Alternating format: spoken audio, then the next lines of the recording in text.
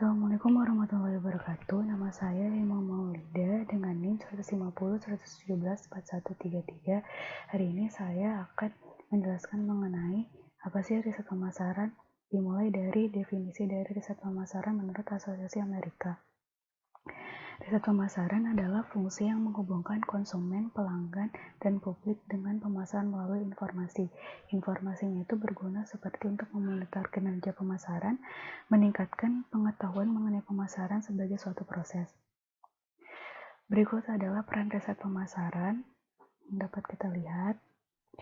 Kemudian, apa sih tujuan dari riset pemasaran? Tujuan dari riset pemasaran itu pertama untuk menentukan informasi yang diperlukan, menganalisis hasil, mengelola dan mengimplementasikan proses pengumpulan data, serta mengkomunikasikan temuan dan implikasinya. Klasifikasi dari riset pemasaran.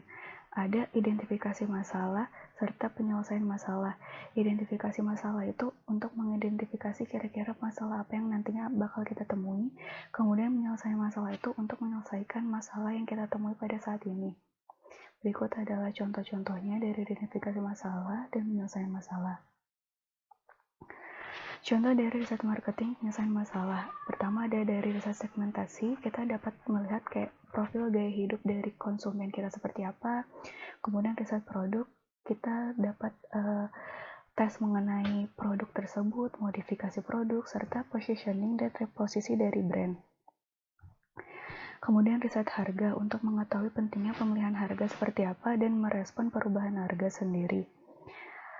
Terus riset promosinya itu untuk mengevaluasi keefektifan dari periklanan yang kita buat, serta ada contoh dari riset distribusi itu untuk mengetahui jenis distribusinya seperti apa dan lokasi gerai retail dan grosirnya seperti apa.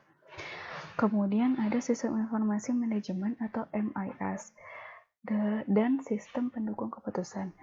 Sistem informasi manajemen MIS itu seperti ada masalah terstruktur, kemudian kalau sistem mendukung keputusan itu untuk menangani masalah yang tidak terstruktur. Kemudian mengenai penyedia jasa produk dan riset pemasaran, terdiri ada internal dan eksternal. Internal itu dilakukan oleh divisi riset pemasaran yang ada di dalam perusahaan sendiri, sementara kalau yang eksternal itu dilakukan oleh lembaga riset pemasaran yang berada di luar perusahaan. Lembaga ini dapat dibedakan berdasarkan kegiatan pelayanan yang diberikan. Ada pelayanan yang full service, ada pelayanan yang limited service atau terbatas. Yang full service itu ada yang sindikat, distandarisasi, keinginan konsumen. Sementara yang limited service itu ada yang pelayanan lapangan, desain, analisis data, terus pelayanan mengenai produk dan merek. Contohnya itu organisasi pemasaran di Oscar Mayer. Mereka itu berperan sebagai riset brand, melakukan penelitian primer dan sekunder.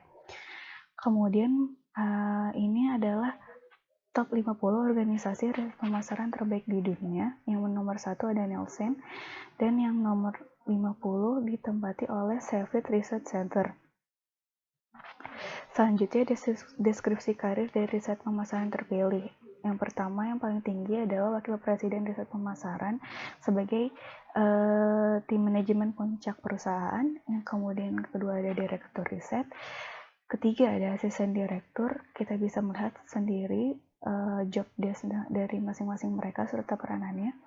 Keempat ada Manajer Proyek Senior. Kelima Analisis Senior.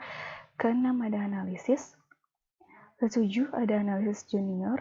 Ke-8 ada ke-11 ada ahli statistik, ke-12 ada direktur pekerjaan lapangan.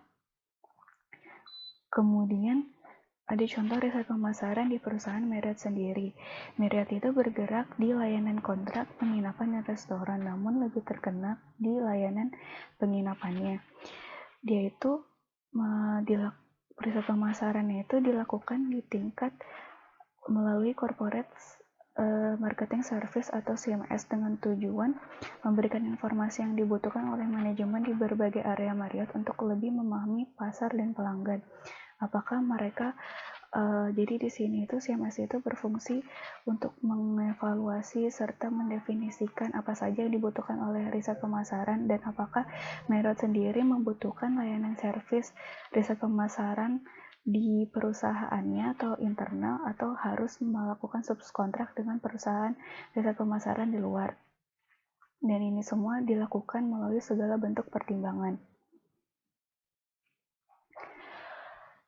Terus berikut adalah Asosiasi Riset Pemasaran Online Amerika. Contohnya yang pertama ada American Association Public Opinion Research, AMA, ARF, CASRO, MRI, RIC. Dan terakhir, mengenai Asosiasi Riset Pemasaran Online Internasional yang berada di European atau Eropa, ESOMAR, MRIs berada di UK atau United Kingdom, MRSI berada di Australia dan PMRS berada di Kanada.